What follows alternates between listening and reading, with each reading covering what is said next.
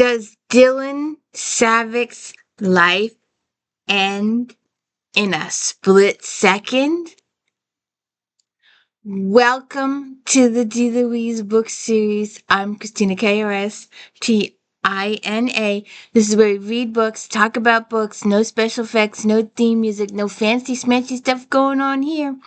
I spend my time reading books and gathering materials for my podcast. I am not a very creative person, so my thumbnails and my titles are not very eye-catching, so nobody watches my videos. I spend all this time reading and preparing for my videos, but because I'm not creative, nobody watches. So if you could please spread the word that I exist, I would appreciate it. And don't forget to check out Star Trek Next Generation recaps on Friday. And if then Friday afternoons, if you like this author, then maybe you like that author. And don't forget Flashback Mondays, where we talk about all the books in Romantic Time Book Review magazine. And this is one of them. So we are reading the Catherine Coulter series. And this is book 15 in the series. And your life can change in a split second. Get hit by a car, get shot, tornado can come by, a hurricane can by. Life happens very, very quickly sometimes.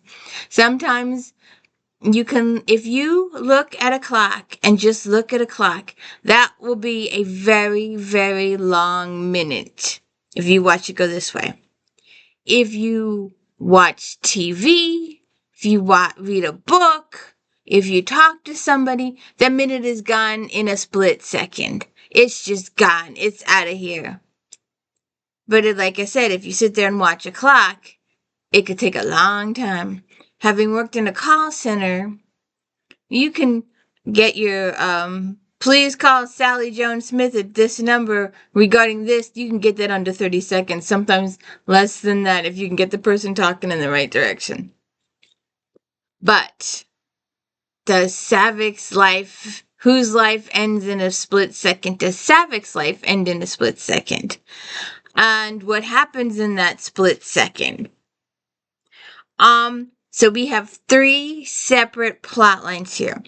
And sometimes she's done. Let me just get this. Ugh. There have been a few books where it's worked out really well.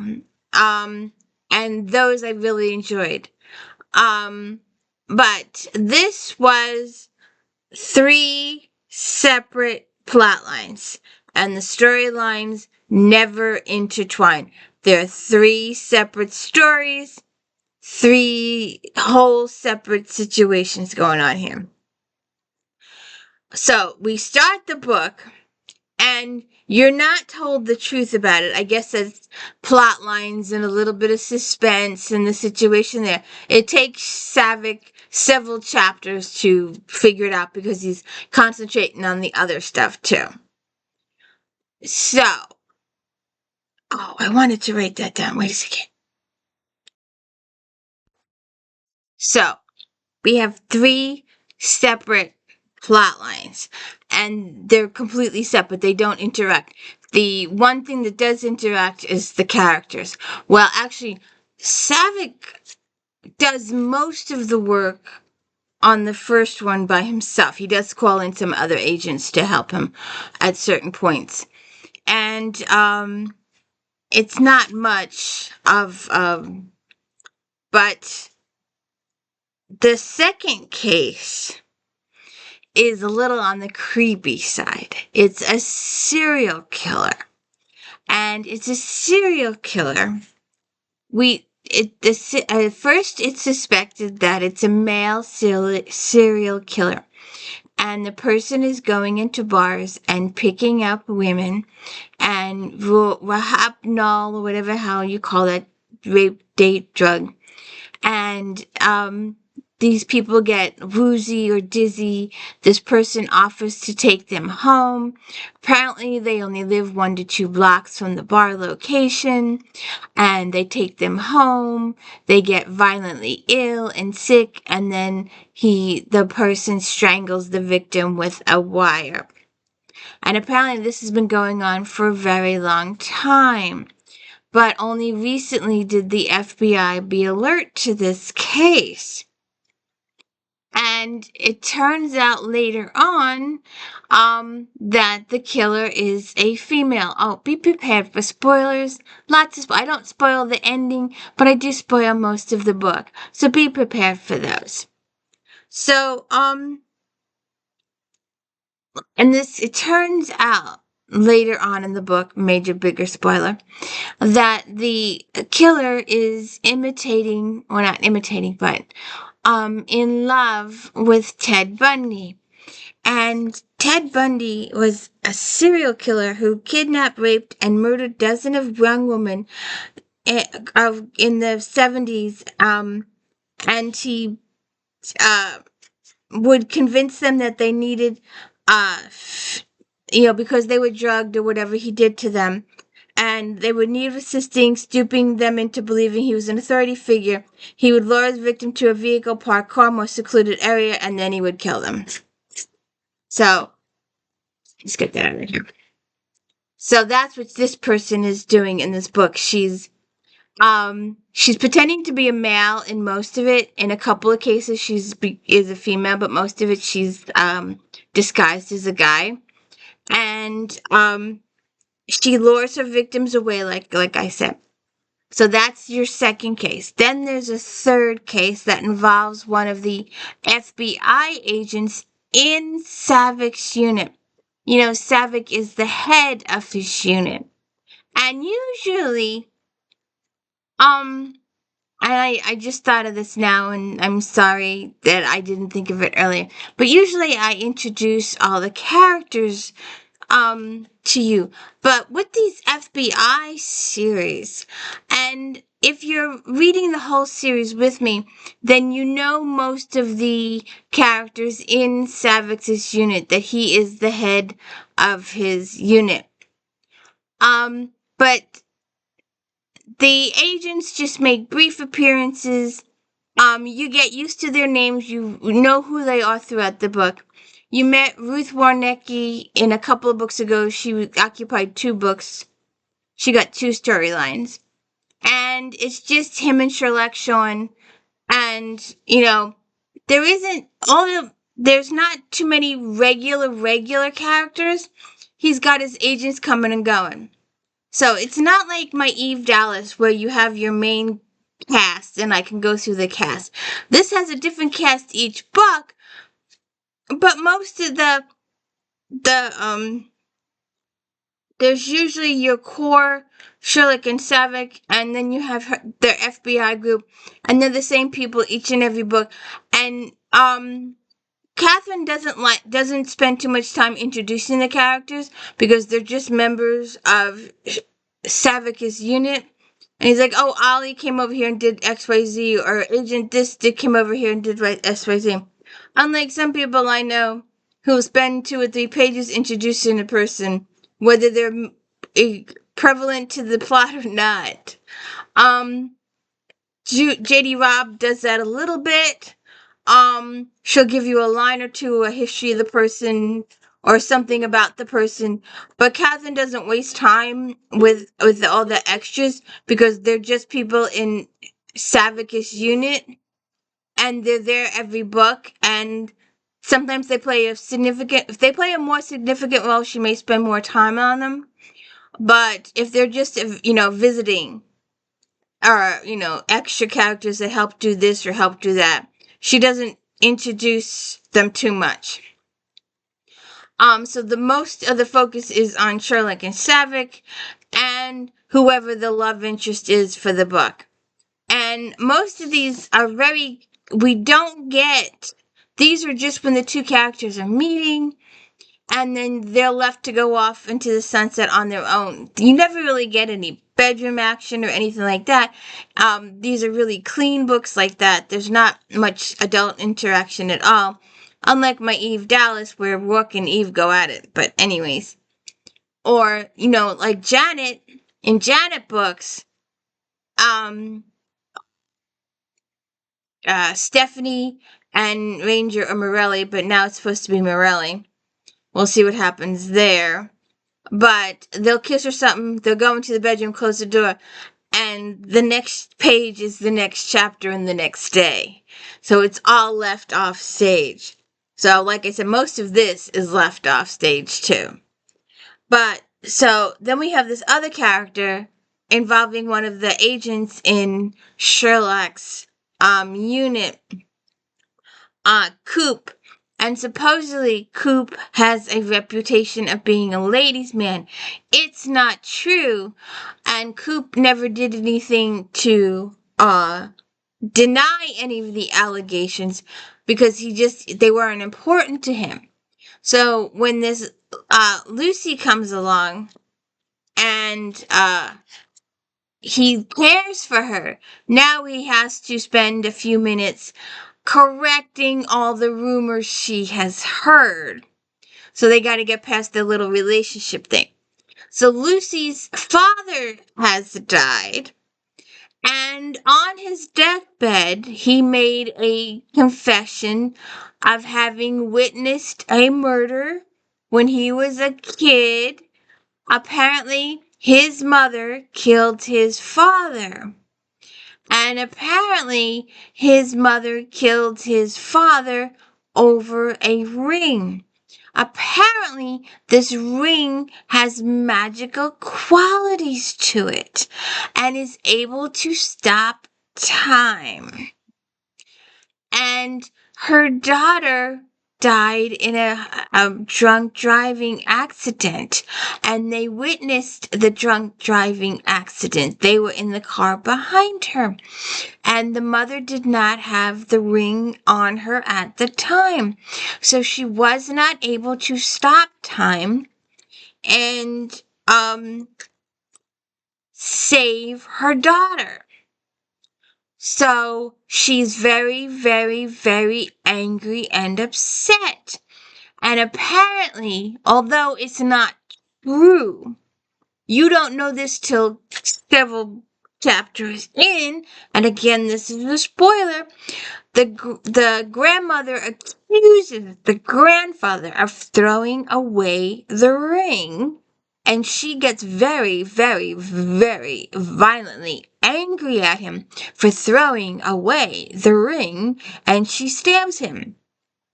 It is later proven that the grandfather did not throw away the ring. He put it in a safe deposit box in a bank with a letter.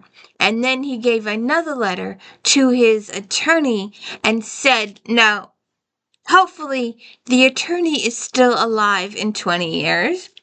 Or the attorney's office still exists in 20 years.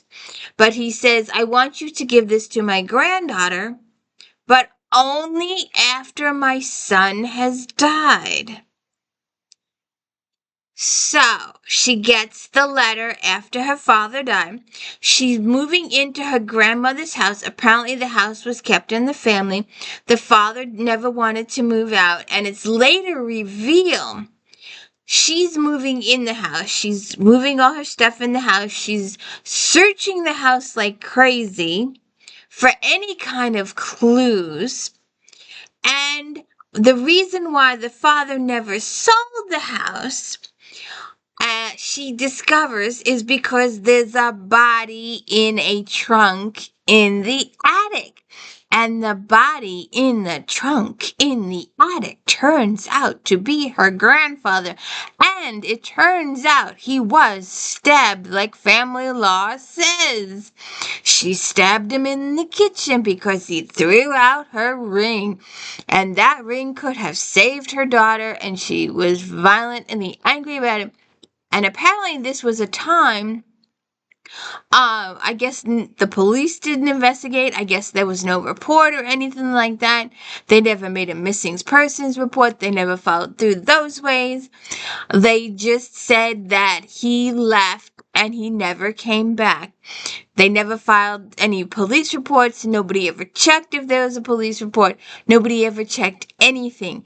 And in fact, Lucy doesn't even check anything, which left me like, huh? How come you didn't, never even occurred to you to do this stuff sooner? Until your father made the confession. Wouldn't that, if you're an FBI agent, would you have not wanted to look and see what happened to your grandfather? Look for a death record, look for a tombstone, look for a newspaper report, look for anything. You might have had access to police records now that you're in the FBI, but she never does any of this. It isn't until her father's confession on his deathbed, having witnessed the murder, that she decides to go looking. And even then, she doesn't look for newspaper reports or any of that other stuff. She goes immediately to the house and starts searching the house. And that's when she finds, and it takes several chapters. She goes through several different rooms, goes through several pieces of furniture, goes through several different desks, until she finds the dead body and gets the note from the attorney. And then someone is trying to kill her. So who is trying to kill her? Is it the uncle?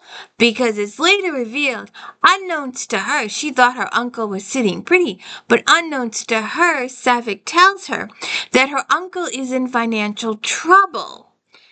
He got kicked out of the bank he was working for a little, he wasn't too careful with the money there. So there's that situation. It's a double-layered situation. It's who's trying to kill her, Lucy, and why. Could it be the ring? Could they want the ring? Could they want the power for themselves? Then we also have Savich walking into a stop-and-go in the beginning of the book and witnessing what is supposedly a robbery. And there is a young father with his 2 kids in the store too, when this robber is holding up the storekeeper. And Savich comes in and interrupts it. But the robber also has a cohort, which Savich ignores, thinking that she is just a driver, and she comes in shooting too. But in the end, Savich manages to save the store owner. He does get injured and he ends up in the hospital. Oh, no, not the first time. But he does, the thing is like left alone. Savich sends some guys to do investigation. They do forensic, blah, blah, blah. It's talked about a little bit, but it's kind of left on the side. The robbery in the beginning of the book is left on the side for several chapters, almost most of the book. And then it comes back later on when the guy is shot after locking up his store. So you're wondering, was robbery the real cause? Was robbery to hide the murder of this guy who is after this guy who wants him dead? So we've got the storekeeper's life on the line here. Robbery or murder? Was it robbery to hide murder? We've got our serial killer. And our serial killer gets really very angry at Savich and comes after Savich and shoots Savich. Shoots him, and his life was going to be over in a split second. And, spoiler, there are 27 books in this series, so we know Savich lives. How does he live? What magic does Lucy use to save him? You'll have to read the book, because his life could have been over in that split second, just like your life could be over in a split second. Getting hit by a car, getting shot, being in the wrong part of town, having a heart attack, all these different things could happen. And it's scary to think about. That's why, one of the biggest reasons why I don't like cliffhangers. Because I'm always afraid that I won't live to see the next book. And I recently complained about it with I read a Nora Roberts trilogy. And I said to myself, and I'm pissed off at myself, I mentioned this during the book review, that I should have waited till all three books came out. The third book will be out later in November, the end of the year. I should have waited till all three books were out and then read all three books back to back to back. And it would have been easier to follow the storyline. But I didn't do that. Succumbed to temptation and read the first book. And was pissed off that there was no progress made in the first book. Well, spoiler alert, there's no progress made in the second book either. So it's all got to be in the third unless she pushes it to a fourth. But anyway, we got a little sidetracked there from our split second. So we have our grocery store stop and go robbery or plot to murder. We have our serial killer who is descendant from Ted Bundy and is in love with Ted Bundy and never met the guy. She never anything, but she worships the ground he walks on. She's mentally gone. She goes after Savich and shoots at Savich, and his life could have been over in a split second, hence the title. And then, of course, there's Lucy and Coop and their relationship. They do help out with the Ted Bundy investigation. It's their investigation. But Savich and Sherlock help. And there's also Lucy's personal situation with the ring. Now, there are several yeah, special agents, shall we call them, in Sherlock and Savich's group that have been part of a romance. And I just wanted to share this little excerpt. It's a little conversation had by Sherlock and Savich towards the end of the book. Um uh, and she's talking about Coop and Lucy. If they get married, do you think they can stay in the unit together? That'll be up to the director and Mr. Maitland. I have no problem with it. It would be pretty weird if I did. Can you imagine the jokes? We'd be known as the dating service of the Bureau, she added.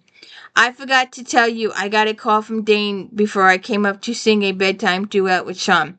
Dane thinks he's got a bead on the guy who may have driven the other white van. Oh, so that's part of the plot. I didn't want to do that. But, so, are Sherlock and Savich creating a dating unit in the FBI?